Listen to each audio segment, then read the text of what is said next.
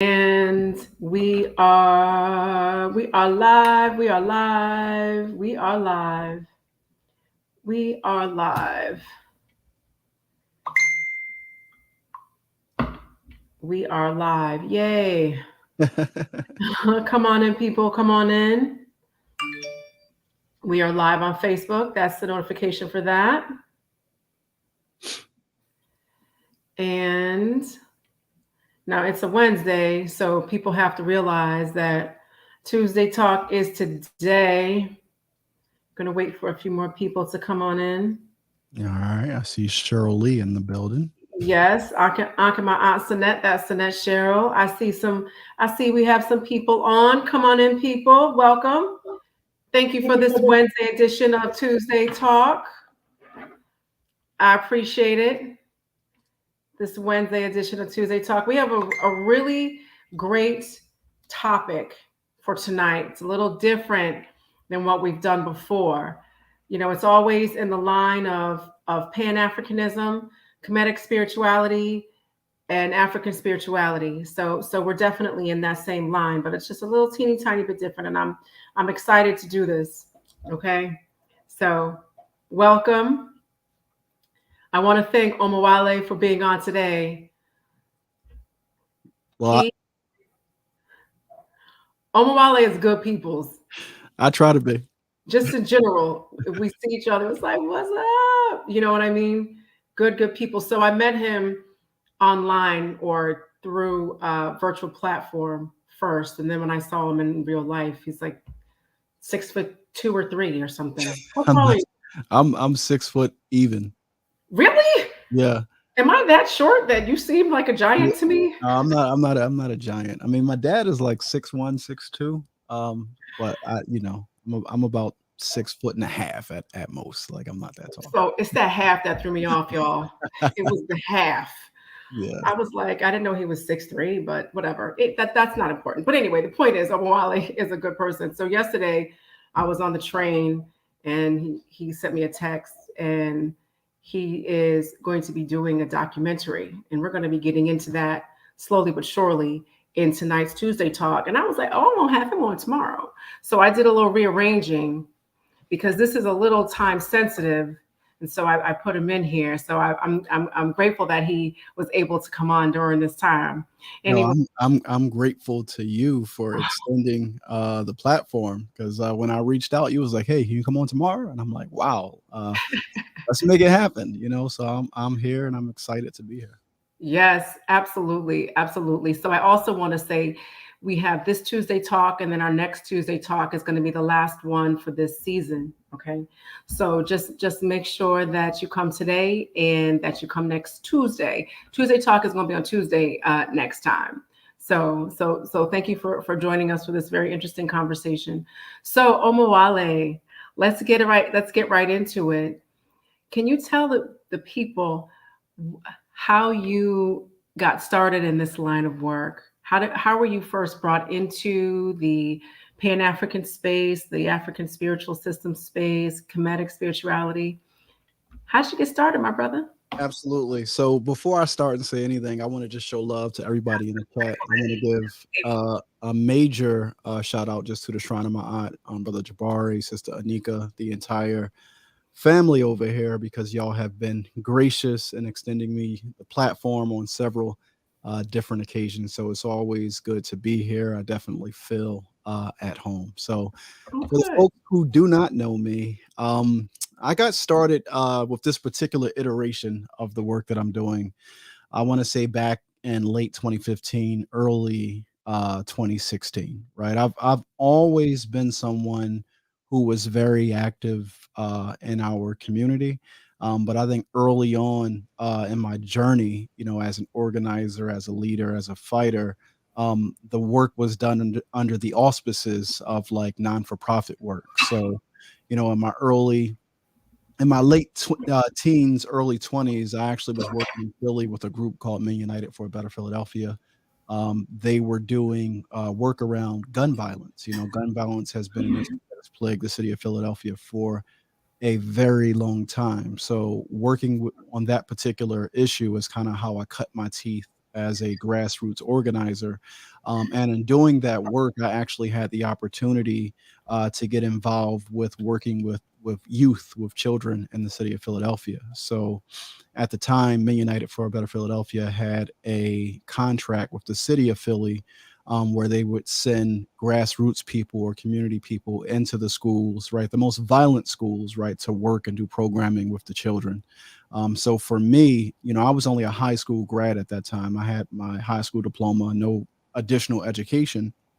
And when I was doing that work, one of the messages that I used to always say to like the younger people who were, in school is like, hey, it's important for you to stay in school, continue your education, get your education, and make sure you graduate.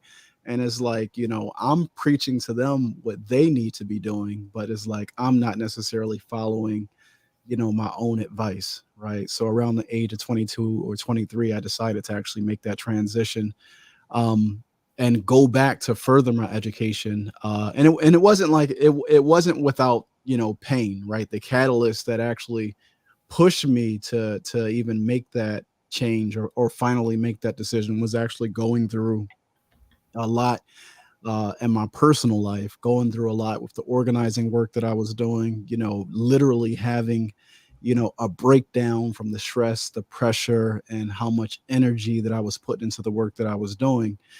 So like the culmination of events, sent me on a journey where I decided to go back to school to further my education.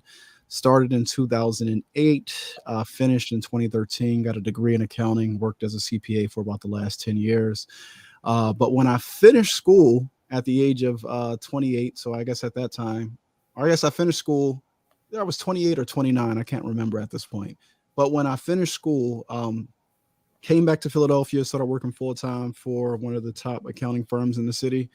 And, like I don't know, like a fish is attracted to water, I got right back into the community. So like at the time, when I first started organizing again, I was doing like financial literacy work. So I would go into the community, into the elementary schools, the grade schools, and talk to the children about what I knew, what I've been educated in. So that being financial literacy, and after a while, I think this is around the time you got like the Trayvon Martins and things like that starting to occur, and Mhm. with that change and consciousness that was happening, within our generation, the introduction of a new so-called resistance movement.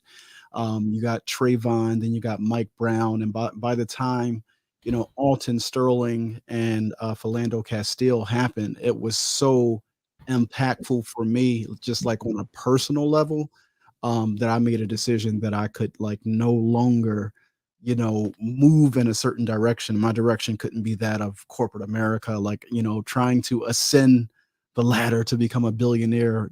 That couldn't be my objective, right? So I always knew that I had great organizing skills. I really developed and honed those skills during my time in undergraduate. So right away, it was like, well, how do I apply the skill set that I have towards solving, the problems that I'm seeing in our community, right? So of course, that sends you down an educational path where you start trying to learn about what's causing the issues. So going down that path, you run into Malcolm, you run into Amos Wilson, you run into, Kwame Ture, and then, you start with running into personalities. And then after a while, you start to cultivate and understand different ideologies, and you get even more clear. So it just becomes a process of coming into being. And it's a process and journey that I'm still kind of like deeply ingrained in. So,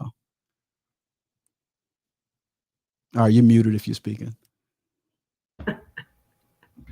That never happens to me. So basically, you saw your environment around you and just jumped in.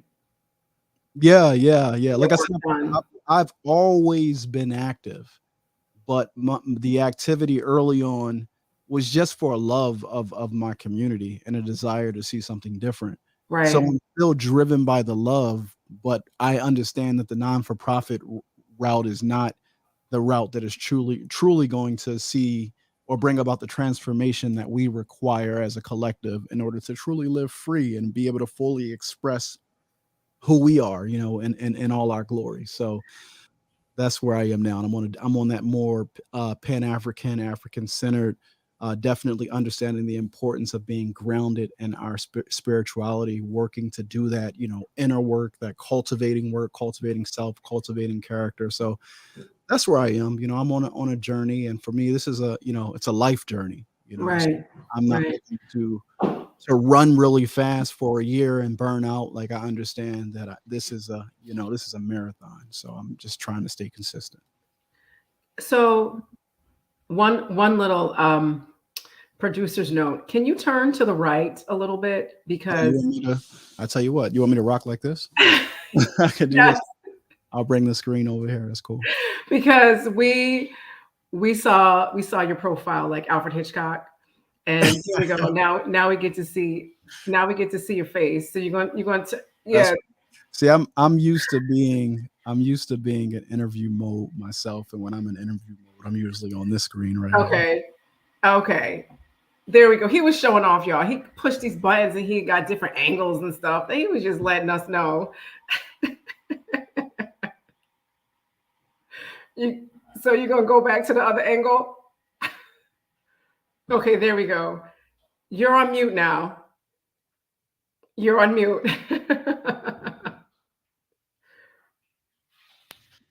All right. Okay. Am I still muted? No, we can hear you now. All right. I was gonna say, please don't start acting crazy over here.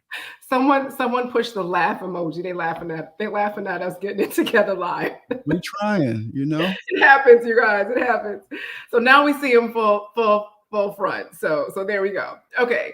So basically, when you were saying, the nonprofit world wasn't your space, and for us to have, basically what you were talking about is Black liberation. Hmm. There's no organization set up by somebody else for us to have Black liberation, period. And Absolutely. so, and it's interesting that you say that, because at one point in the work that I'm doing here with the shrine, and feeling overwhelmed, like I'm so behind, I should read all these books. Oh, here's initiation. Oh, now there's, I'm a priestess, and there's this work, and then there's this and that. And I'm just like, you know what? This is not, there's no due date.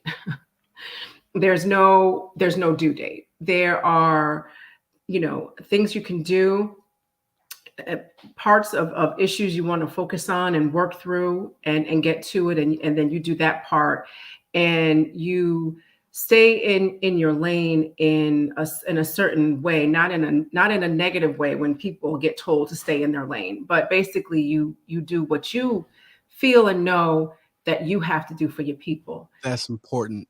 That's Yeah, so important, especially the feel part, right? Because yeah, I think that sometimes when we come into these spaces, we can be intimidated by like the amount of knowledge that certain people are able to demonstrate, right? Um, you see people that have the ability to kind of like articulate like great ideas, like they can wield, this information in very captivating ways, right? So you can be intimidated, like, hey, I have to do like a lot of reading to catch up, But it's funny, I was actually reading an essay from Booker T. Washington before, and he was talking about, when he started along his educational journey, and he was feeling almost like unworthy as compared to kind of like his peers who were around him, who had an excellent command of the ideas and like the language, and he felt like he would have to read like forever to catch up with them. But what happens is, once you begin to trust your intuition, learn to trust, your inner voice, and let that guide you. What Booker said is, then the entire room becomes the entire world becomes your classroom. So, he said, instead of reading books, I made men my books. So I read and I studied men, and I was, determined to draw a lesson from every person that I came in contact with. So just the real world has a way of providing you with an education that books will not always suffice right. to do, and that's how our ancestors learned, That's right. nature. You're talking about agriculture, getting, touching the dirt, observing what's around you. Like, and when you observe, you have a connection with everything around you that is within you. But it's about you having the courage to trust that intuition and to follow it and not be afraid in terms of what it opens up to you. I agree with that 100%. when you trust your intuition and you trust your gut and your own common sense, and then you do have this sense of connection to the space around you. And I just, remember having a couple moments where I felt like I was in my space but a little disconnected, and I could observe it, not even from a third person perspective but a fourth person perspective, if that even exists. Hmm. Okay. And you see the people and the air and the animals and the birds and the dirt and the cars and everything, and it felt like I was in a movie, and you just see things around you moving around you, and you're able to understand that this is the space you're in, and how can you affect change in this particular space, and Yep. what's your role in it, and you can do this, and you Absolutely. can read along the way. But you also must be connected to the physical space, the actual place where you are, not always projecting into something next and beyond of where you are. So yeah, it's actually easier to just to trust yourself, because then the pressure's gone.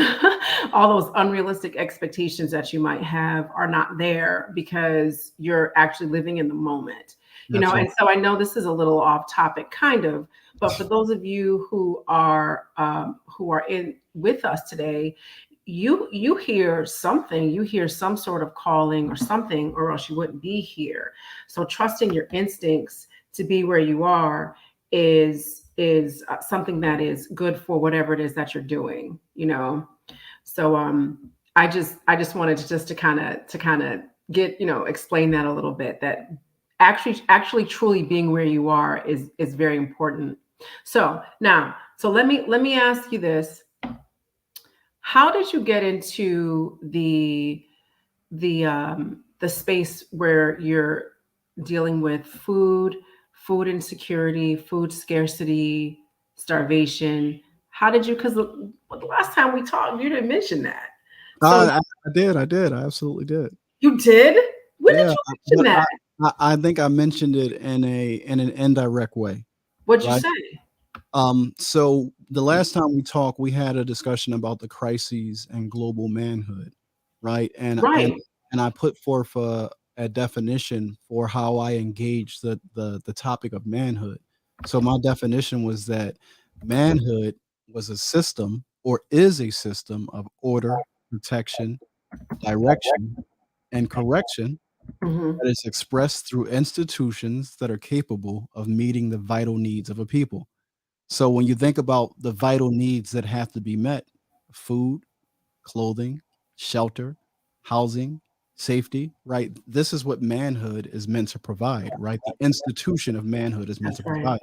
So when you understand kind of like the circumstances that we find ourselves in, where are our institutions that are providing those needs for us, right? So what I'm doing with this documentary is actually ringing an alarm. You understand, like the impending food crisis, right? The pending food crisis that's coming down the road, and how we are not prepared for it. But more importantly, with this project, I'm looking to raise the voice of our ancestors who've been ringing this alarm for a long time.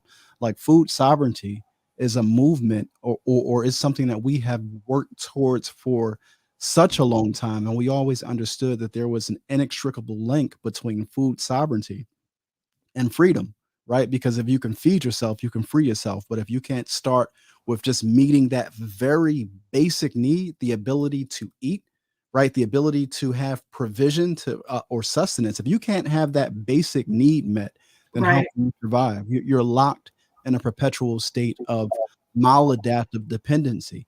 And now, today, people are willing to do anything for food, right? It translates into money, right? We say we're willing to do anything for money because money became that kind of like secondary Currency. resource that we need to access the resources of the land, right? Because when you're sent, to, like, we're a land-based people, so all people that are on this planet have a historical land, right? Our land is it's the means of our survival. It gives us sustenance. It gives us everything we need. But when someone colonizes you and they Right. take control of your land and you no longer have access to the resources of your land, you need a secondary means of survival. And for us, for many years, that has become money. We got to go work, get some cash, and then pay to access the resources of the land. But somebody else is in complete control of it, right? But access shouldn't be our goal. Our goal should be sovereignty. We should want complete control over the institutions and over the resources that sustain our lives. We shouldn't have to go to another group of people to get the things that we require to live, right? That's the life of a slave, right? Dr. Bobby E. Wright said, or not Dr. Bobby Wright, it was Dr. Amos Wilson. He said, what is a slave? He said, a slave is someone whose life-sustaining institutions are completely controlled by another group of people. So when you look around at us today, like if they cut the electric off today, like there's no black people who can like go, put the electric back on. Like they control our water, our electric, our food, like every aspect of our life right now is controlled by them. So, but the food is one of the most pressing issues that I want to, raise with this conversation. I'm hoping to start with the documentary. So I want to put that up. What you said slavery. Can you give me that one more time? Yeah, I'm paraphrasing, but slavery is when your life-sustaining institutions are completely controlled by another people. Right, when your life-sustaining institutions. Okay, I got most of that. Yep. Slavery is when your life-sustaining institutions is completely controlled by another group of people, and this is period, you guys. And this is where we are. and that might sound insurmountable, but it's not. It's not insurmountable. But we have to, the only way to surmount it, if you will, is to first identify it and be honest about it and be concrete about what it is. That's how you solve any problem. You got to first admit it, identify it, and then break down the constituents of it. What is it built?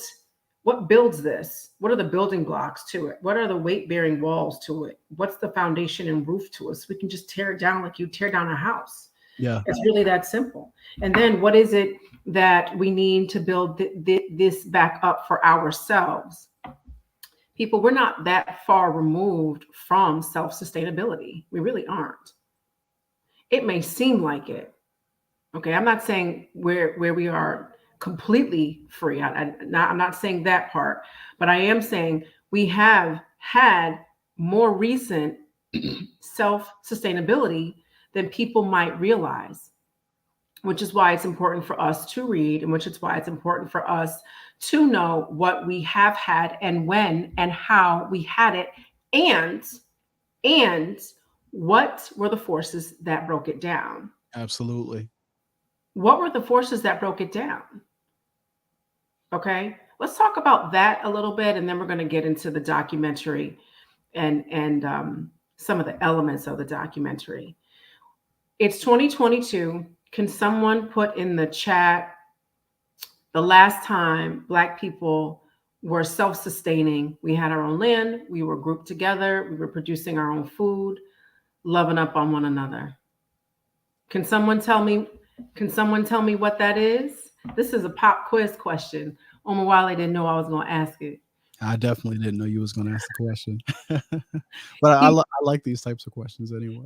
He probably knows the answer. My question is so general and so vague that, I see a big question mark emoji right above his head right now. It's definitely there. But I'll give you a hint. It was in Philadelphia. Break that down to me. I like learning. It was in Philadelphia, and it's a group of people who lived together. I'm sorry? The MOVE organization? That's right. Mm-hmm. And, we had bombs dropped on us from above. And that was in the 80s, correct? Was that 86? I don't want to give the wrong number, the wrong date. When was that? The MOVE bombing, I believe, was May 13th, 1985 is when I believe it was. But they've had confrontations with Philadelphia police department since the terrorists of Philly since I believe 1978 was when the first confrontation occurred. See? Yeah. And 1985 was about 30 years ago, right? Well, I was born in 84. I'm 38, so it was about 37 years ago. 37 years ago? Yeah. Okay. That wasn't too long ago. Not too long at all. We had, some of you are older than that age, maybe a little bit younger. But it was in all of our lifetimes who are watching this. Even if you weren't born, it's still kind of in your generation if you are old enough to understand what's going on and what we're saying. So we have been able to rebuild ourselves from land stealing, police brutality, murdering our black men, putting our black women on the state. We've been able to overcome and regroup and recoagulate with each other. There's the black mecca is Atlanta at this point, and you see so many black owned businesses, so much black wealth that's generated and propagated by black people. There's a whole mall down in Atlanta, or the suburbs of Atlanta, where every store is owned and the mall itself is owned by black people. Mm. So we are able to regroup, and we are able to regroup and regenerate our own economy and betterment and wealth, and not just financial wealth, but emotional wealth for each other, while we are still in the midst of reconstituting our black man and black woman together, and reconstituting our family, and basically getting our black minds back. We're still doing some of the things that we need to do. There are Absolutely. people in the South buying land, all black communities becoming self-sustaining. So we are in the process of doing this. I don't want people to feel discouraged like we are not. We are. It's not going to be on the news. It's not going to be on Instagram too heavy. And when it is, those Instagram pages get taken down. So I'm just letting the family know that, everyone who's listening to me in your own right is able to do something to help push that along. You know what I mean, family? So just kind of want to let you guys know that. So getting back to this documentary, have you done any other documentaries? Yeah, absolutely. The first doc I put out was on November 2nd, 2020. It was called The Un-American Dilemma, the question of black loyalty in the 2020 election. And that was another doc that was done. I mean, that documentary, to be honest, its goal was really political education, Uh-huh. um, with the intent that people at the grassroots level could use it to mature the level of political analysis that a lot of our people have. Because once thought precedes behavior. So if we want to be self-determining, then that means we have to act in a certain way. And in order to reach that goal, you have to remove certain, impediments and obstacles. And one of them, just false hope, some of the political and economic illusions that we have under the system of white supremacy, right? Some of the belief that we have, kind of like an individualism and things of that nature. So you have to kind of like really problematize certain mythologies that we hold true to within our community in order for people to move beyond kind of like, fantasy land, politically speaking, and move into real action, right, in order to meet their needs. Because with that first doc, again, I was raising the alarm in terms of all of the problems that are coming down the road. I was talking about, land displacement, gentrification, the food crisis, the economic crisis. And this got put out in November of 2020. And then what occurs? Right? This is during the midst of COVID. So now you have rent moratoriums, you have a lot of our people being pushed into homelessness, you have a lot of our young women being pushed into prostitution, a lot of our young men are being murdered on the streets. Like all of these things that in the documentary we said were coming down the pike, they're right in front of you now. And in fact, Right. there was a great article that was just put out by The Guardian on the 19th of May. So just last month, The Guardian put out an article called "The Banks Collapsed in 2008, and Our Food System is About to Do the Same." Right. And if you understand that we as Black people in this country are almost 100% dependent on the corporate food system, which is not a good thing, which Thank is you. because the corporate food system, they have so much control. They don't only dictate the quality and quantity of food that you have access to, they also get to determine what food is. right? They get to genetically modify, they get to remove seeds from things, they get to call things. How is something organic with all these chemical, like it's all types of pesticides and stuff that's harmful to your body sprayed on the food that they refer to as organic. And just last week, the Washington Post put out an update that if you purchase strawberries from Walmart in the past 2 months, you need to, throw them away because there's a hepatitis A outbreak spreading because of the produce. So when you don't have food sovereignty, when you're completely, and I do mean completely, dependent on these people to feed you, you're setting yourself up for a real disaster. And now that a lot of the political and economic analysts, like, I mean, we see the supply chain breakdowns. I mean, even right now in the nation, I got a email the other day from our local senator about the national baby formula crises and what they're doing to address it. So I saw that email and I put it up on social media and I said to people, how long before you're receiving an email from your local senator about the national food crises? Right? Because all these things are coming down the pike. But I would encourage people, and actually, I'll put the link in the chat. Read this article that was put out in the Guardian about the impending uh, food system collapse. Right? This is the system that you rely on to feed you. Right? Black people in the United States between the years of 1920 to 2020 lost 15 million acres of land. So, are our farmers in a position to feed the nation? Do our farmers even have a nation state of mind? And the answer to that for a lot of us is no. So, I think that we need a radically different approach, a radically different politic to move forward in the 21st century. And I think that people like Baba Hannibal got it right in the 20th century. So a big part of the work with this new documentary is bringing to light some of these stories, some of these fights, some of these formations that our people were developing because they saw this coming a long time ago. And now in our generation, we're faced with it. And the times were urgent then, they're even more urgent now. So that's why this documentary is so important. Yes, absolutely. And I share to absolutely everything that you said.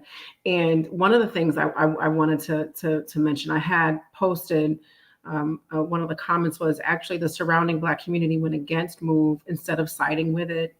And that is indicative of the fact that there are some Black people who are, in some ways, our worst enemies because they have access to our spaces and they have access to the information and they're in our families and they resist. Absolutely. They resist us from coming together as a group. Group dynamics have proven time and time again to be the best way for any one individual to succeed is to do it with your group. And Absolutely. that's just not human beings. I mean, you have groups of insects, groups of animals, groups of trees, groups of plants, groups of clouds, groups of everything do better when they are together. I want to read this. And what'd you I, say? I would love to raise this quote just really quick Go ahead. because so I'm in the middle of this 28-day not in the middle. I just completed the first week of this 28-day Kepara challenge. And today's principle that we were meditating and reflecting on was organization. Mhm. And I was doing some prep work earlier, looking through some of my old slide decks, and I found this quote from Marcus Garvey that was on organization. I just want to read it because it hits on what you just said. So Garvey states, Go ahead. he says, if we must have justice, we must be strong. If we must be strong, we must come together. If we must come together, we can only do so through the system of organization. When we can successfully bring together the majority of our 100 million Negroes of the world, we will have not only racial, collective, and individual justice, but national justice as well. Right. So I think that just hits on, you talked about, like, it's not through individuals, it's through groups. And the way that a group acts is through its organizations, i.e., its institutions. Where are our institutions? The thing I love about, the more I learn about Baba Hannibal, the more I want to have him introduced to this generation, because Baba Hannibal was an institution builder to his dying day. I mean, he literally, as one man, was the nexus point for multiple different movements that were all sovereign minded, all movements that were pushing us towards self determination, self reliance, the ability to do for self, whether it be the survival formations that he was involved with or created, whether it be the agrarian formations that he was involved with, the independent school formations. I mean, every aspect of nationhood, every institution that is vital to a people's success and survival, he had his hands in one way or another. And I just think that it's important for us to really raise up the generals from our past, right? That Sankofa, like go back and get it, like bring that right back to the present so we can continue that work, because they planted the seed, right? One generation plants, another generation waters, another generation reaps. But the beauty of it is, if you understand that, like, the cycle of life is unbroken, meaning that, like, we go from birth to rebirth, there's no such thing as death. Then if you plant now, eventually you will return to rest under the shade of the work that you've done, right? My problem is our generation is not operating from ma'at. We are not operating in reciprocity. We're just taking, right? We're reaping from what the previous generations have done, the blood they spilled, the blood, the sweat and tears that they poured into advancing or giving us advancements. We're all drawing from the account, but none of us are putting anything back into that count for the next generation.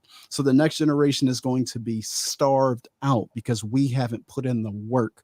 All we've done is just reap the benefits and just think about our individual selves, and that's selfish, and it's indicative of the weakness of our character as a group right now. So we have a lot of work to do to kind of raise ourselves back up to our former glory. Yes, yes, I agree with that. Um, I like how you broke that down. One generation plants, the other one waters, the other one reaps, the other one benefits.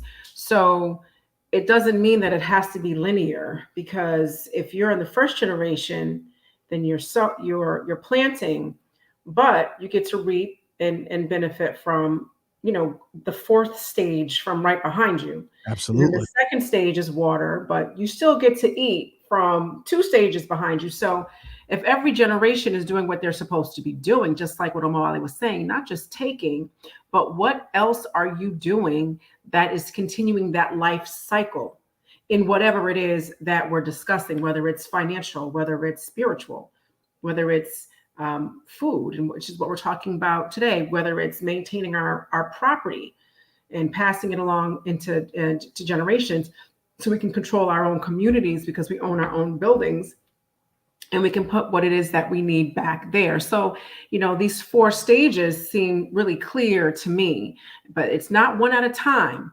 Everybody's supposed to give more. You're supposed to give more than you receive. And we see that with our ancient African ancestors who put the left hand forward, which means to give, and the right hand is a little bit back, which means you give more than you receive. When you see those of us who are Kemetic, who are doing the opening of the way or saying Ankema'at or greeting each other, the left hand is more forward because that's the hand that gives. And so practically speaking, realistically speaking, tangibly speaking, what are you putting into your community? What are you doing in your community? What are Yeah. you giving to your community? Now, then you do take. What are you taking? It should be less than you give. You should take less than you give. And in a functioning community, you don't need to take a whole lot, because what you have, what you need is already around you, or it's accessible, or it's something that's coming down the pike, and there's nothing that you have to worry about. Absolutely. You Okay. don't have to worry about the spirit of gluttony, because sometimes people have been deprived of having for so long that they don't know when they're going to get their next. So they're just very gluttonous, right? They're controlled by their bellies. You understand what I'm saying? Like, and Mhm. these are things that we have to break out of. I mean, we come from a people who gave the world the The gift world. of agriculture, Hmm. right? Like, I mean, there's been famines in the past, but we understood how to prepare for dry seasons. You understand what I'm saying? So it's like we have to understand as a collective that everything that we need It lies dormant right within our DNA, right within our spirit, right? We are a continuation of those Africans who came before us. So, like, what did they do? Let's look back and bring forward the best of what we've done in the past to meet the challenges that we are faced with today. So, the fight for food sovereignty in the South is it's an amazing story. Um, the more I study this particular topic, I'm coming across so much information, and the almost the tagline or the pitch line that I have right now is we're literally telling Black America's undocumented freedom story, right? Because there's a part of our freedom story that was not pretty, right? In the year between 1862 and 1870, right, at post emancipation, 1 million or nearly 1 million of the 4 million emancipated Africans, nearly 1 million of them died due to hunger and illness. Right, that's the biggest biological crises in this country's history, and it's not even talked about. Wow. It's not even talked about the nearly 1 million of our ancestors within an 8-year period between 1862 to 1870 died from hunger and illness, literally starvation. So when I talk about from freedom to famine, when I talked about the way starvation was used as a political tool in the South, I have this amazing quote from Fannie Lou Hamer, who was a food sovereignty warrior. Right, the quote and this is the quote. I want to read it to you. It says, "Down where we are, food is used as a political weapon. But if you have a pig in your backyard, if you have some vegetables in your garden, you can feed yourself and your family, and nobody can push you around." Right? So our people were denied food, right? Even when you study the history, right? When you read the narratives of the enslaved, right, from that were written in the 19th and 20th century, a lot of them talk about the fact that it was a regular practice on the plantation for the so-called masters to use starvation as a tool of coercion to get you to act right. You ain't gonna eat this week, nigga. If you don't, yeah, get back to it. And when somebody controls that much of your reality, like, what are you going to do? How are you going to eat if they tell you you cannot eat? You understand what I'm saying? So the tool of food was a very peculiar thing during enslavement, right? There's an interesting story from Frederick Douglass, one of his narratives. He talks about where they were planning to run away, right? And when they were planning to run away, two of the people who were committing the plans with them just basically went and snitched to the masters. Do you know what they got as their reward? Food. Hot butter biscuits. Food. So it's like, man, this is a treat, man. Like it's a delicacy, man. I get to eat some butter biscuits. Like, so is that mentality our historical relationship with food, how food has continually been deprived from us in this country, is a story that really has not been told. It has not been told, and our elders who had the greatest foresight were deeply aware of this issue and were working to try to have it addressed. So food sovereignty is the fight. And you can't have food sovereignty without land. Food, land, inextricably linked. So when the clarion call becomes free the land, now you understand why. Because how do you live without the land? You need the land. It's critical. So I'm annoyed right now. Because how many Black people like buttermilk biscuits? And man, I didn't even know that. What Mm-hmm. you just said with the buttermilk biscuits. Now, I don't do dairy butter and blah blah blah, but that's not the point. And I'm not surprised that there is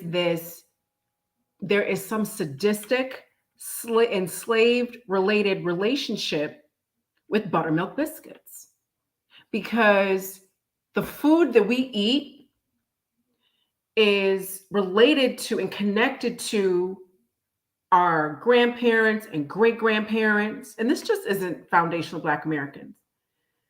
Pan African Black people, displaced Pan African Black people eat slave food all the time. I had a couple Tuesday talks about that. Absolutely. Okay. Like oxtail, that sounds like the tail of an ox. Mm-hmm. That sounds like scraps, like chitlins. Yeah. Now, as a foundational Black American, I didn't grow up eating oxtails, but I also didn't grow up eating chitlins either. My mama never cooked it.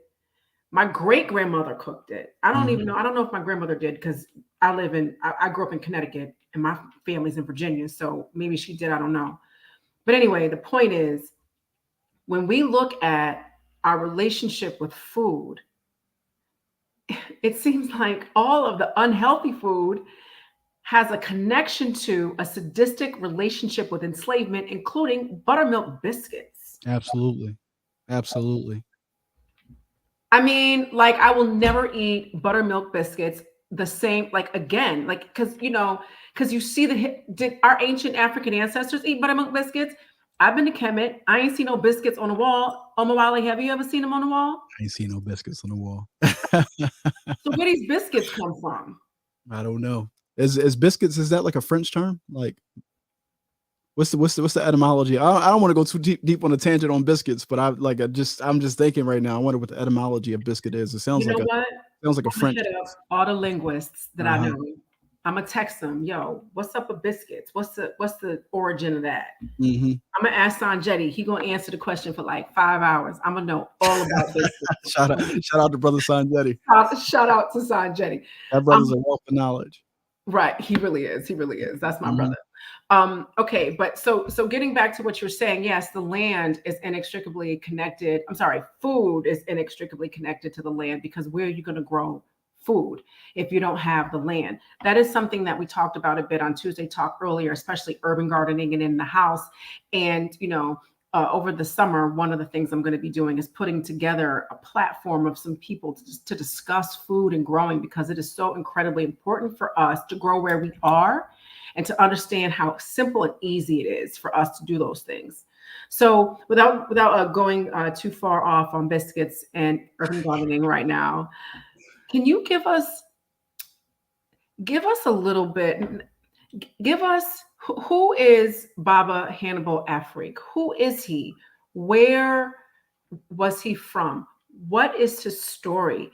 What was his spiritual system? He might have been Christian because he's an elder. He might not have been. He wasn't Christian at I was gonna say I saw the all. picture, the info you gave me. It didn't look like he was, but Yeah, no. let us know who he is. Baba Hannibal was a 20th century Maroon. You understand what I'm saying? When you understand the history of the Maroons and you understand their practices, their behaviors, their characteristics, he was a 20th century Maroon. I came across Baba Hannibal for the first time, I want to say back in 2016 or 2017. A good brother who I follow, Dr. Kamal Rashid, I was just on his YouTube channel because I was going down some type of like rabbit hole from something that I had read, and I of course put it into the YouTube bar to see if there was any information out there about it, and I came across a presentation. I'm going to find it right now for you. A presentation by Brother Kamal Rashid that he was given on Baba Hannibal, and the presentation was on Baba Hannibal as the exemplar of self-determination. And like after watching this presentation, I think I watched it back like 2 or 3 times. I text Brother Kamal like 2 o'clock in the morning, like, yo, like I just let him know that presentation spoke to my spirit so much. So I wanted to learn more. Um, about 2 or 3 years ago, I started building a relationship with Mama Mashariki, who's the national female co-chair for Cobra. And our conversation, she would often raise up the name of Baba Hannibal as well. Oh, by the way, Cobra is having their national convention at the end of the month. So Mhm. June 24th through the 26th. If you aren't registered, make sure you go get registered. It's preparation for reparations is the theme for this year. So had to plug that real quick. But yeah, she would often raise his name and conversation, but there is not a lot on the net about him. Like he's one of those elders who have kind of like, for lack of a better term, like slipped through the cracks of our documented history.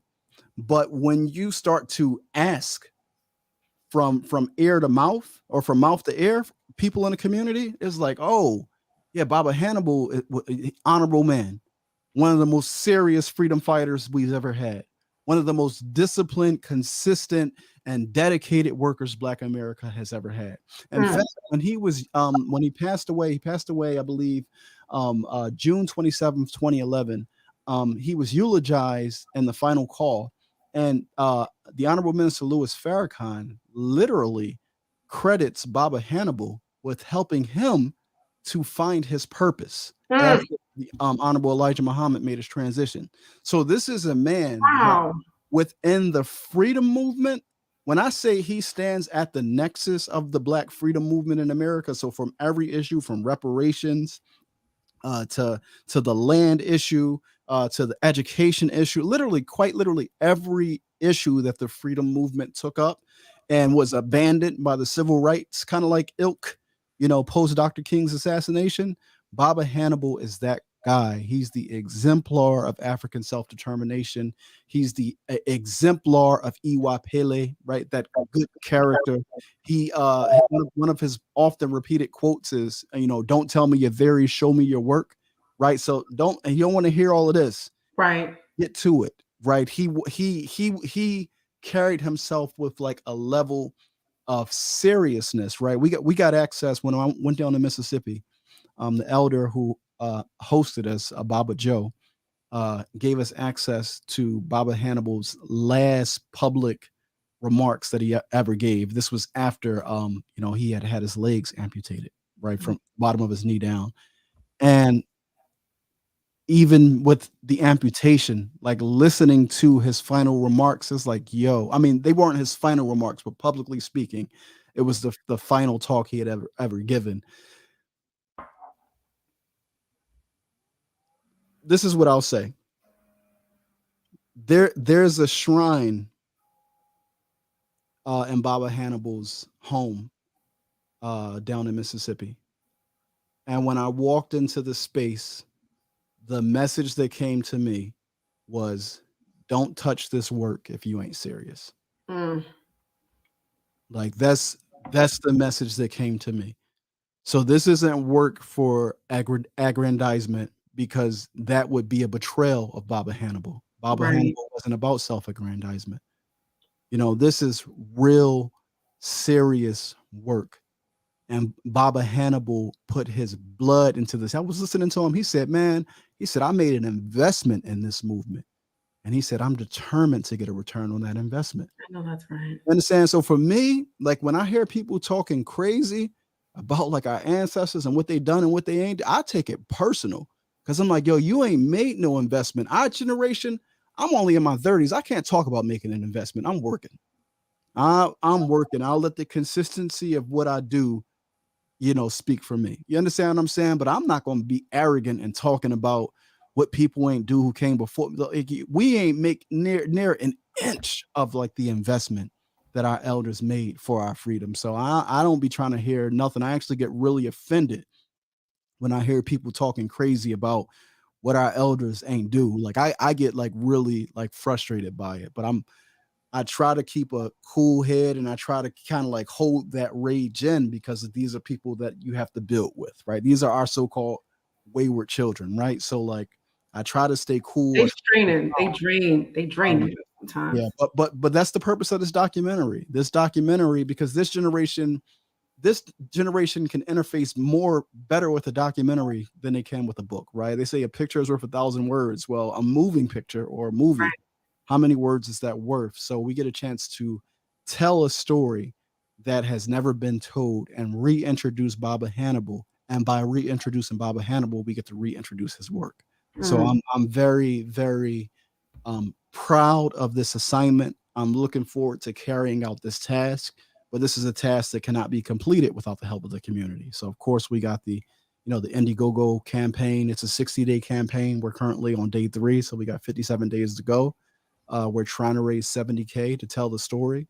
Um, Already on like the list of interviewees, we're traveling to about 9 states just right now, just with our preliminary list, without actually starting further deeper investigations before we go into production, right? Because what's going to happen is when you do a documentary, you typically want to do pre-interviews with people who you have in mind to interview in the doc. Because what those pre-interviews do is they help you to determine what types of questions you want to ask, but they also help you to determine, is there someone I should be speaking to that Mhm.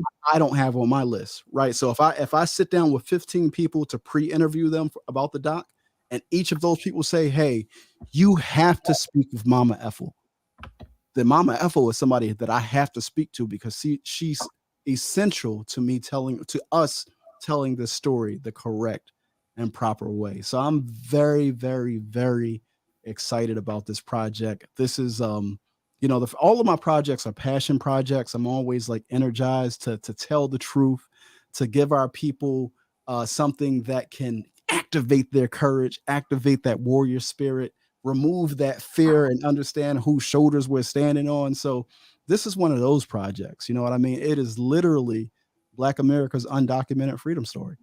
And it's one that I'm excited to tell. So I want to ask you a couple of questions that kind of flood to my head. Can you go deeper into Baba Hannibal's story, like where he was born, Yep. how he was raised, who influenced him, where did he get his knowledge? Can you give us a little bit of that? All right. So I'm gonna give you all that I have off the top of my head. Um, at the story as I know it, Baba Hannibal emerges as a central figure during the fight for independent schools in the city of Chicago. In Mhm. fact, for many years, he served as the leader of CB, which is the Council of Independent Black Institutions. I believe that's the name of it. Mhm. As a part of that, he would travel around the nation hosting rites of passages for the different independent schools and independent school co-ops around Black America. But I believe Baba Hannibal was a biology teacher at Mhm. Farragut, I might be messing up the name, high school in Chicago. He was a teacher for, I believe, about 30 years. He also taught at the higher education level. He has a military background, so he has that kind of like hands-on experience as well. But I think that what cultivates him and what makes him, and I don't want to I don't want to get too deep into attempting to tell the story because Okay. I'm still interrogating the everything around him.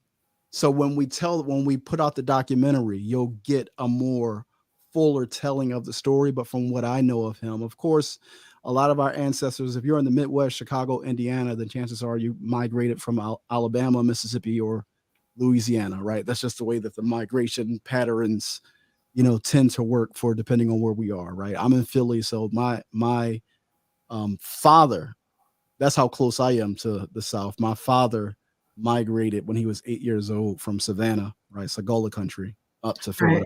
Up to Philadelphia. So I'm literally second generation Northerner. My Northern roots don't go back to the early 1900s like my wife. Now, my wife, her Northern roots go back pretty deep. It takes her a while before they get back to the South. Her family, Really? yeah, her family was in New York since like the early 1900s. Where's her family from originally? I know on her father's side is North Carolina, Uh-huh. and so I'm not going to put out her father's last name, but we were doing just we both nerds, me and my wife, right? So we were looking at a breakdown of census data and also doing a comparison of like the most popular last names that African Americans have. And so we found her father's name, and there's only like 7,000 of them, but Hmm. they're all located like in this area of Carolina. So it's like she doesn't have a connection, unfortunately, to her father's side, but her father's side is from North Carolina. And then her grandmother, I don't know where they come from. I just know her grandmother was even when we would want to go visit down south, her grandma would always like why y'all going back down there? Because like a lot of our people have this thing because of the pain and trauma of our history in the South. Is like we made it to the North. Like, why y'all going back down there? So is that kind of thing. Like even when we were going to Mississippi, people were like, "You want to Mississippi?" It's like people still have a sense of fear about even going to Mississippi. But come on, Mississippi is the birthplace of Black Power.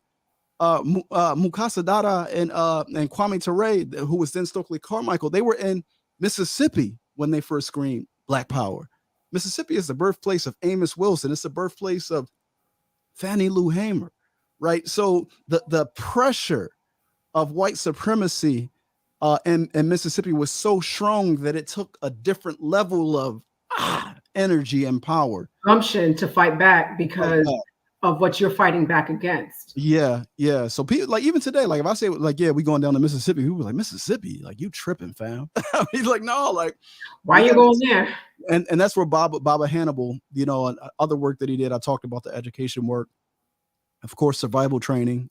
He created a survival encampment that was basically an outdoor leadership skills project under the auspices of a name. It was a Community Youth Achievers, where he brought young people down to Hermanville, Mississippi, to teach them real outdoor survival skills. And Mhm. the beauty of this story is there was a few brothers and sisters who got the training from Baba Hannibal that also experienced Hurricane Katrina.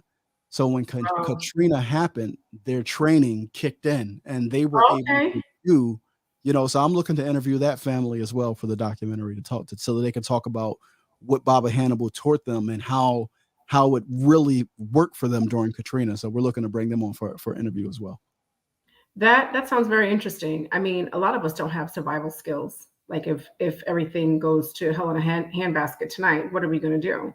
And Exactly. those kind of skills or things are that's information that we need. And our enslaved ancestors knew it because they had to learn it because they were living through it. And just imagine all of those people who escaped and left, whatever survival skills they needed, they learned along the way. You know, and it's interesting that you talk about your wife's family from the South that deep. You know, northward, my father's parents both migrated from Georgia, two different parts of Georgia. Mhm. So, you know, on my father's side, I never looked at it. I never looked at it on as a different generation because as a foundational Black American, I never looked at it that way. But my mom is from Virginia. Her family goes back to North Carolina, and then back to North Carolina. That's as earliest as it goes back. And then Virginia, both sides migrated from North Carolina to Virginia. My dad's family is from Georgia. So my roots go back to Georgia and North Carolina. I was Yeah. born and raised in Connecticut though. I get that like northern girl with Georgia with southern roots. You know what Yeah. I'm saying? So you're a first generation northerner. I'm not. My dad was born and raised in Hartford. Oh, okay. All right. Well, you're second generation like me. It's crazy. I've never called myself that. That's crazy. Yeah. But for real though, a second generation Northerner on my father's side and my mom's side. I don't know. It's such a beauty though, because you have to understand that the Great Migration starts for all intents and purposes at the beginning of the 19th century, like around 1911, and it goes all the Right, way through 1970. right, right, And right. the beauty of being second generation is, so I grew up in a church, and I grew up in a very small church, but everybody who was in that church, all of the elders, they all were from the South. And they actually acquired land in New Jersey. And the purpose of the land was to grow food on, right? So every Saturday the church would gather down at the land and, you know, tend to the land. So it's like, you know how back in the day they used to say, oh, that person comes from good stock. It's like just basically that person comes from a strong familial or communal family structure, right? That person knows to behave in a certain way, because in order to be a part of a communal system, like the culture, although the culture is, you know, a lot of it was church driven, but there are still so many Africanisms even within our North American experience. That's And I right. realized that when I visited Haiti in 2018, I was at an Ogun. I was at a ritual for Ogun. And as I'm looking around at what's happening when like people are being melted by the spirits, I'm like, man, this feels very familiar to That's me. right. It feels very familiar to what I grew up with, like in a church. So although they were speaking like Haitian Creole, the Right. mannerisms and the behaviors, I'm like, this is the Black church. This is the Black church. This is the Black church, y'all. And let me tell you, let me give you another story about that. I went to Cuba in 2012 with a group, right? And it's Cuba, so it was hot. And we were at a Baptist church in Cuba. Now, I was interested to see what this Baptist church in Cuba was going to look like, because you know I grew up in the Northeast, but I'm foundational Black American on both sides of my family, all four grandparents. So I've I've been to Black Baptist churches in the South where it's hot. You don't sweat out your press, and you be there all day. I mean, I've done that. I have to. Right. So we're in the church, right? And these are Black Cubans singing gospel with a slight Cuban accent, and it felt like the Black church. It felt like it, with the energy that was there, and it was hot, so that reminded me of Virginia in the summertime, and just the spirit that was in it, and it was and I think it was Martin Luther King Baptist Church. Martin Luther King had something to do with it. I forget, that was a while ago. But when you see these people who've never been to a Black Baptist church in the South in America, they're not foundational Black Americans, but they're in there giving you church. You in church. And so what is truly African in nature still continuously comes through And expresses itself. in our diaspora, in different languages, different accents, different locations, all of that. But it's still the same energy. And y'all know I'm not a Christian. And one of my Spelman sisters had mentioned some gospel woman or something, and I didn't know who she was. So I DM'd her. I'm like, I didn't really grow up, in the church like that. I'm like, who is this woman? She was like, you don't know who that is? I said, I don't. We had a brief little exchange. And I explained to her, I've never even heard gospel in my home. We just really weren't, Christian like that. And so she was like, here, she sent me a link. She was like, check this out. I was shook. I had chills. I was crying. By the end of what this woman was doing, I don't believe in Jesus, not the way she does, but that African energy in that woman had me feeling all kind of ways. And I knew she was going to sing about Jesus. Wasn't something that I do, but the Africanness you can't stop it. Yeah. And that's what, you've used foundational Black American a couple of times tonight. I've been engaging with some of the young people in that movement because of the negation of their Africanity. A lot of them don't want anything to do with it. I'm like, hey, this is our power. That's and right. If you're talking about fighting racism, white supremacy, Pan-Africanism is the Black side of the board. And when you travel around, you have the ability to go to different places. You start to realize how much of our culture, our Africanity we have. That's right. Retained. That's right. I'm proud. I'm proud of my lineage and my heritage, of what my family endured and what we've been able to create, and the cultural things we've been able to pull out of this experience. I'm proud of that. Of this experience that I have here. That is a very unique experience. I will never negate that. But what I also won't do is I won't dishonor my roots. I won't betray my ancestors.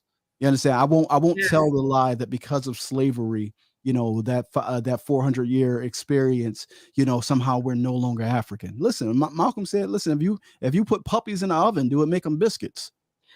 Like, no, like, it doesn't matter. If no, you can put a log in a river for 1,000 years. That log is never going to be an alligator. It's never going to be a crocodile. It's still going to be a log. So understand who you are as an African person, because that knowledge of self is your source of strength. You go nowhere without your past. You go nowhere without your ancestors, without your culture. Because as Dr. John Henry Clark said, the past is not in the past.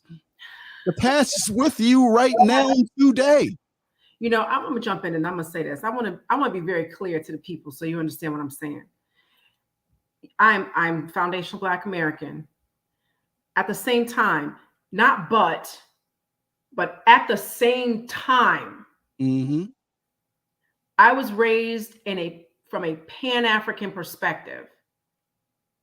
I meet some people who are foundational Black American, immigrant Black, got an attitude with foundational Black American or immigrant Black. I want to smack all of them, but I don't know how to fight, so I don't. Yeah, but hold on for 1 second. Go ahead. The reality of it is this: if we don't open our mouths, you're gonna have a hard time figuring out where we from. What language is gonna fall out of our mouths? what specific customs we have. And I say specific meaning really kind of subcultural, based upon like where you're from, what language you speak, what your economics are, where you went to school, like all of those other factors. You know what I'm saying? We're still going to Africanize it, but you see what I'm saying? So I just want to also make it very clear that I am not one of those people that wants to separate us and think that we're different factions. We're not. And it's so absurd. And when you have the conversation with someone and you ask them, well, where did you come from before? And then the fill in the blank is wherever the enslaved African was dropped off, you go back to West Africa. So I just want to make that clear. I don't want there to be any misunderstanding about my position on that. And then also ultimately we were literally the same family members that were broken up. So if you have 5 members of the family, you have a mother and a father and 3 siblings, and they're all displaced to the United States, to Jamaica, to Brazil, to Haiti, and Cuba. Are they all of a sudden A, not African, and B, not related? What is that with that nonsense? What does that sound like to you? Does that not sound like the story of Asar and Osset?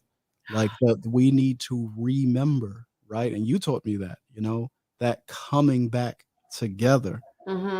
Because like you can't talk about fighting white supremacy, which is a global phenomenon. White supremacy is pan-Europeanism, for those of you who don't understand what it is. So there's no such thing as pan-Africanism as one-sided. Yes, it's the side that's against white supremacy. Like that's what it is. So it's like there's so much misinformation being spread on social media. But I don't want to digress. I do want to stay here right where we are, because this is such an important project, and it's an assignment. So I plan on carrying out this assignment to its fullest potential. It's something that I cannot do alone. So they say if you want to go fast, go alone. If you want to go far, go together. So I'm asking the family for their support. Our goal, we're trying to raise 10% of the overall goal by this coming Sunday, right? The first week of any campaign is the most important week because you get the momentum. So of course, pretty soon y'all going to start seeing promotions online. I'm going to buy Facebook ads and everything we need to do to keep it out there. But those of you who are listening to my voice right now, you can act today. Literally, the first thing you can do is smack the like button on this video, because by hitting the like button, it helps with the YouTube algorithm. You can share this video. And then if you have it to give, hit the link, the Indiegogo link, and give. Become a part of the team, become a part of the movement that is helping to tell this very important story. You understand what I'm saying? Because like we are like we're like a cracked egg. Or we're like a damaged artifact as a people, and putting back together the pieces, it takes a little bit of time. It takes a little bit of energy to put it back together. And this documentary is an important piece of us understanding who we are. So I'm just asking the family, I'm pleading with the family to help us tell the story. And you can do that by heading over to Indiegogo and just supporting today. And I appreciate you. So, it's going to be one step at a time. And we're not starting from scratch, family. We've definitely made progress. We're making progress. We have a long way to go. And honestly, the biggest thing we have to do is to get our minds right, and to get our African minds right. Okay.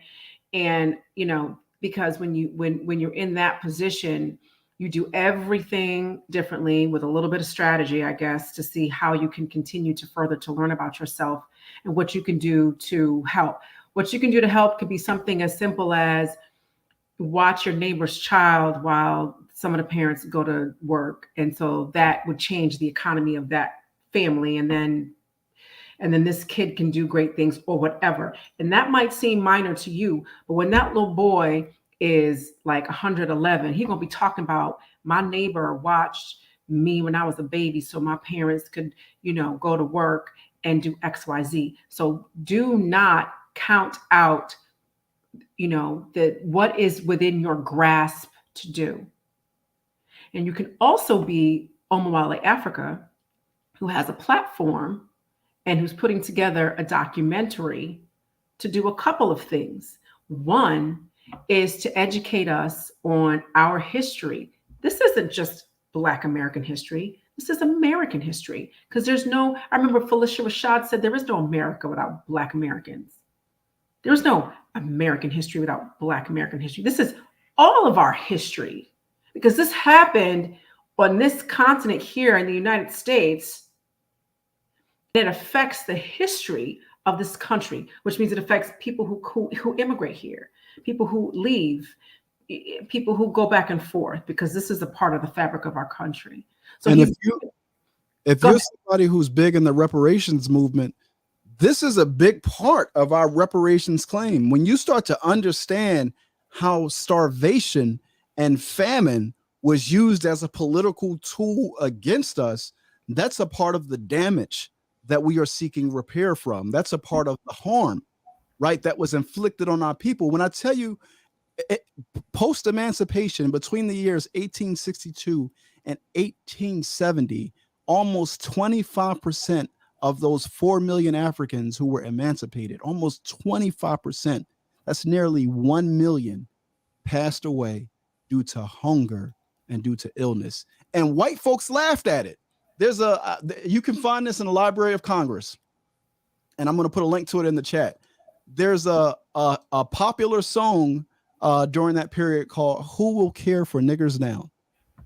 I'm going to put the link to it right in the private chat. You know what? I think Senator Cheryl had it.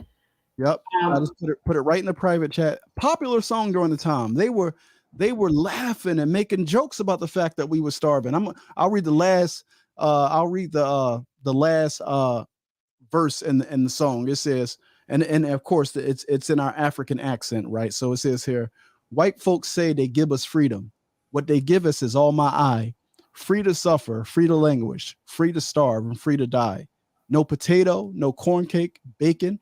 We must to starvation bow. Is this freedom? I's mistaken, but who will care for niggers now? That's just the last chorus, but it's a song that white folks created to make fun of the fact that our ancestors were starving to death. And our good friends, the so-called white abolitionists, they wouldn't even talk about it because they felt like if they talked about it, it would give credence to what the people in the South were saying, that Black people weren't fit for freedom.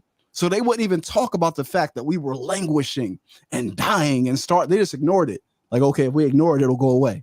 Like, no, our family was literally being starved to death. They don't even tell you about that in history. Now here is the article. I'm gonna share it. There it is. Oops.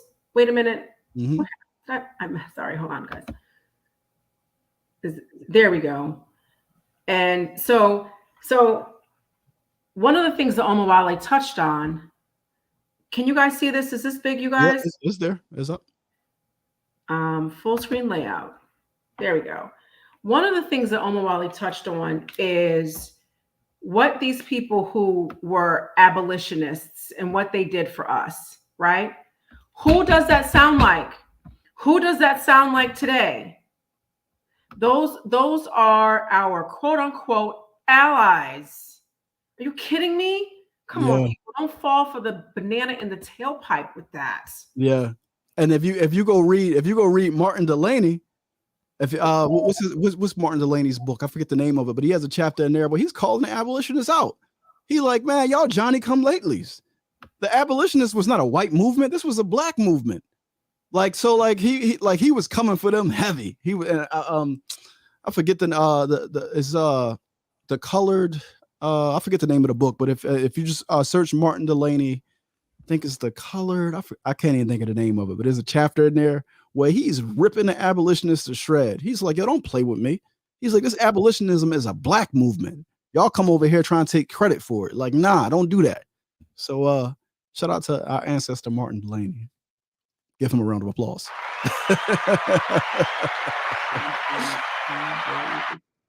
I'm trying to spell abolitionist, but the pressure to spell it. Abolitionists. I'll be trying to get it in fast, y'all. Oh, I spelled it wrong. Oh man, now it's up there wrong. Sorry. So I have in the chat Martin Delaney and his comments on abolitionists. Yeah. Google that, spell abolitionist correctly, and then you'll get the comment, or the source that Omowale was talking about. So so the other thing that I wanted to mention was when you were talking about Mississippi and who came out of Mississippi, like a pressure cooker kind of, and why this documentary would be centered and rooted down there, in that South. Is that one of the reasons why we have a Baba Hannibal Afrik, and we have those types of people who were down there, and also why we have this starvation and this occurring down there? Are those two, are they related? I think that starvation has always been a political tool used in the South. Mm-hmm. But Baba Hannibal comes out of a number of different formations. I talked about, of course, the survival training, the agriculture. He also held leadership positions within the RNA, the Republic of New Africa. Of course, he was a leader within NCOBRA, right, the National Coalition of Blacks Reparations in America. So if you understand that history, especially the link between NCOBRA and the RNA, we get to the national territory, right, within the South, being the 5 states, Louisiana, Mississippi, Alabama, Georgia, and South Carolina. That's referred to as the national territory. And there's a whole like history around that, and why that was, because in order to achieve any true political power, you have to have numbers on your side. And when you look at the concentration of our people, even after the Great Migration, we are still, for all intents and purposes, still congregated. We're still coalesced in that area. So there's a lot of power there to be drawn from. And the interview we did, if you go to the campaign website, there's an interview that we did with Baba Joe, and he talked about that, the ancestral power that still lies dormant right in the South, that we can go tap into, we can plug into. Like when you put your hands in the soil and you start to reestablish that connection with the earth and the spirit of the earth, right? The nature, like it's a different level of coming into being. It's hard to truly come into being in these concrete jungles that we exist in the North. Right. But you put Black people in nature, our real nature will start to show itself very quickly, which is why we were never allowed to congregate by ourselves, right? They always had a white folk there with us because they were afraid of our nature, That's right? right. They understand who we are. It's just that we don't, many times we don't understand who we are. But our ancestors, who were the Maroons, what do? They go into spaces where spatial integrity exists. No white folks around. And they really cultivate and bring forth that African energy, that African power, that Ashe power, bring it forward in order to achieve what they need to achieve, in order to come up with their battle plans, right? It's like we still have Maroons to this day. And by that, I mean like there are still Black people in this country who operate based upon Maroon principles. There's a lot of stuff that happens that if you ain't in the know, you just won't know. You understand what I'm saying? So I'm just saying that there is an energy. There's an ancestral energy that is present in the South that has been cultivated, and it's for our generation to draw from, to gain the strength that we need to complete the work that has already been started before us. And the name of the book, by the way, is called The Condition, Elevation, Immigration, and Destiny of Colored People in the United States. It was written by Martin Delaney in 1852. Can you read that? Say that again. The condition. Yep. It's called The Condition, Elevation, Immigration, and Destiny of Colored People in the United States. And there's a free link to it online if anybody wants access to it. Can you put that link in the chat? I'll put it right in the private chat. Okay. You can put it in the main chat. Oh, it's there. I'll grab it. Yeah, it's a must read. One that says Gutenberg. Yep. Okay. Okay, here we go.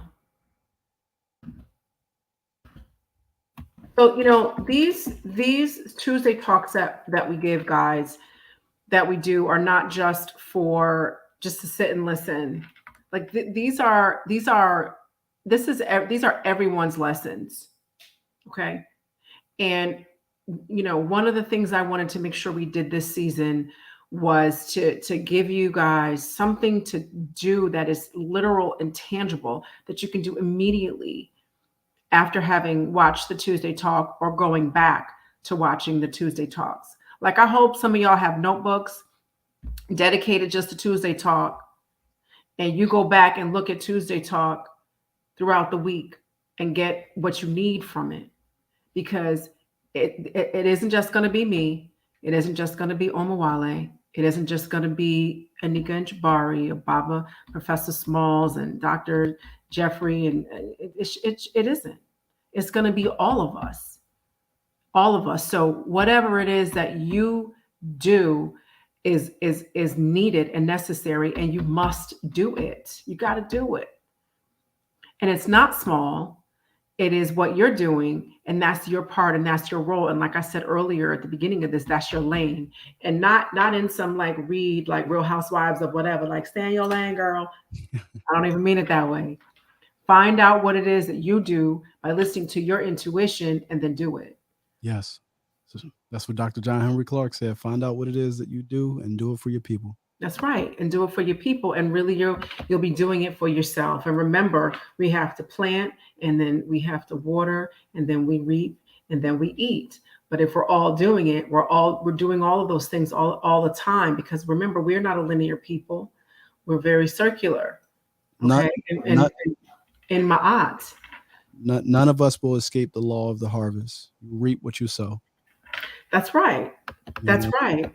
Nas, one of my favorite rappers back in the day, he had this album Nostradamus, and he had this guy at the beginning of one of the songs. He said, "The future is nothing but the future is nothing but like a probability made up of decisions that we make right now today."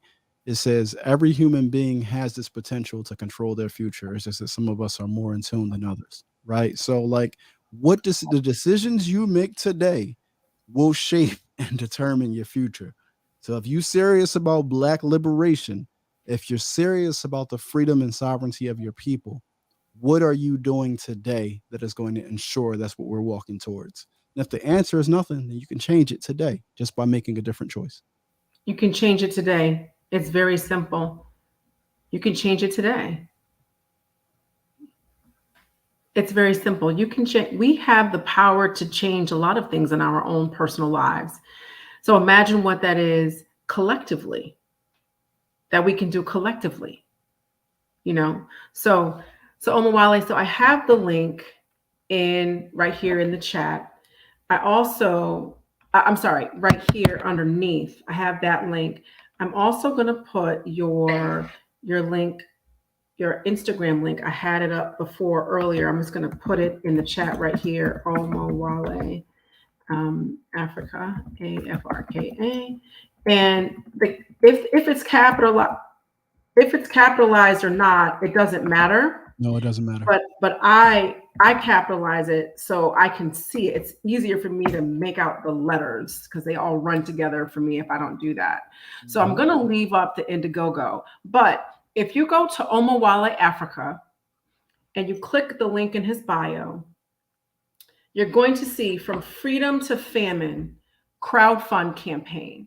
Okay, from freedom to famine. You're going to see that. When you click on that, you're going to see everything that we've talked about.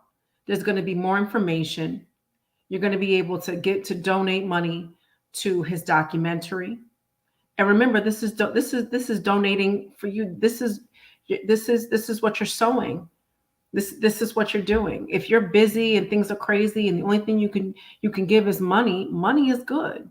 Money is good. Currency is an energy. It's an energy. It's a currency. If we look at what money is. It's the exchange of value of what is supposedly or equal value. Okay. You give a whole lot of money. What's in that money? A lot of your time. A lot of your time is quantified in that money. Okay. So if that's what you can give, do that. And that is not anything, that is not a small feat, especially considering we need money to get these things done. Okay. So I have the Indiegogo project there. If that is something that's too much to write down and to look at, here is his IG. I have that up. It's his name. It's right in the background that we have. It's phonetic. And I have it tagged Omowale Africa, Omowale, Africa with a K, Afrika. Okay. Ooh. So I just want to thank you all for being a part of this Tuesday talk. And I could tell a lot of people were listening because the chat wasn't lot like on and popping. Sometimes people have a million questions when it's a topic that they might be a little bit more familiar with.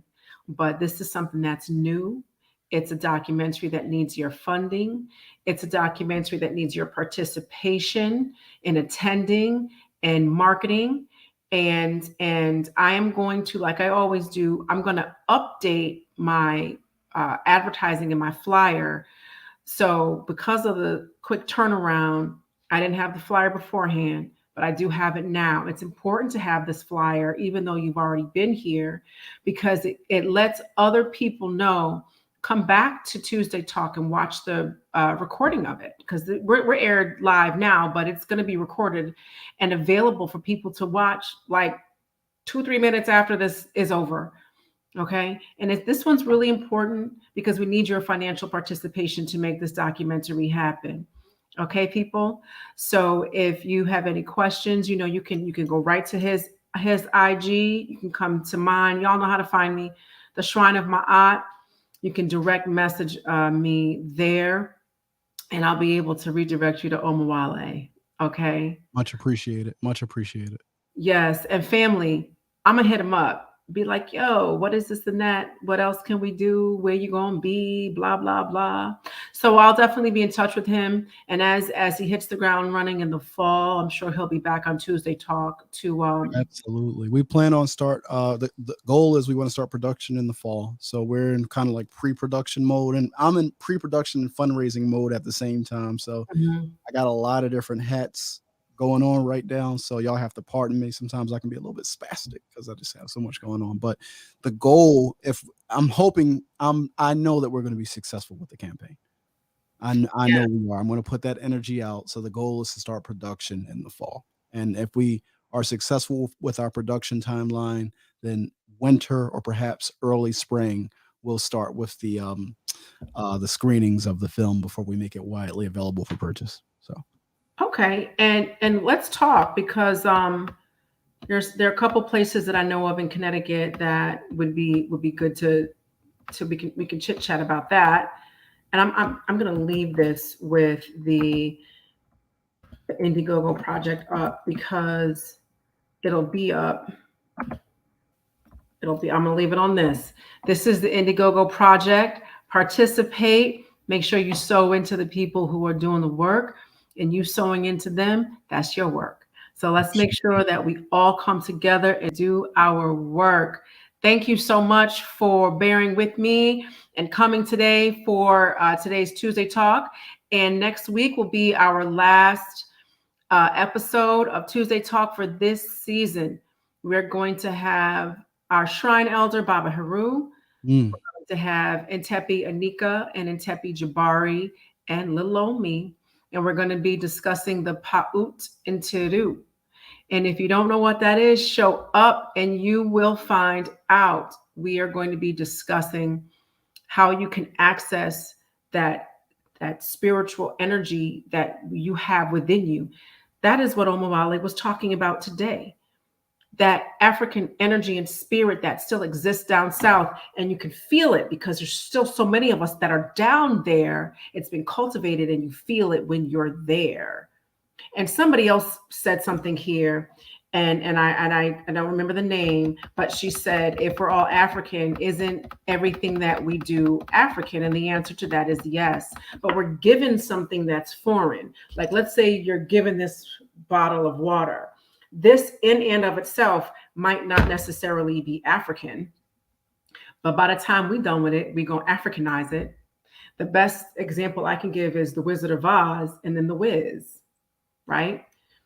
They gave us the Wizard of Oz. We gave them back the Wiz with Diana Ross and Michael Jackson and all of that. And we eased on down the road like this. So yes, to answer your question, yes, we Africanize the things that we have. Okay, and so next week's and our last Tuesday talk is going to talk about that inner energy that we have, that inner spirit.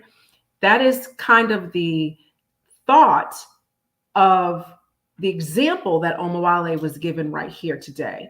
So even in not even speaking about Kemetic spirituality, we were still talking about African spirituality, the way in which our ancestors saw and did everything. That energy is in the South. I'm sure that by the time this documentary is done, there will be some direct or indirect reference to that spiritual way we still are. Okay, family? So with that, I will see you all next Tuesday. Thank you for coming, and enjoy the rest of your evening. Shemema'at, go forth in divine balance. Hotep.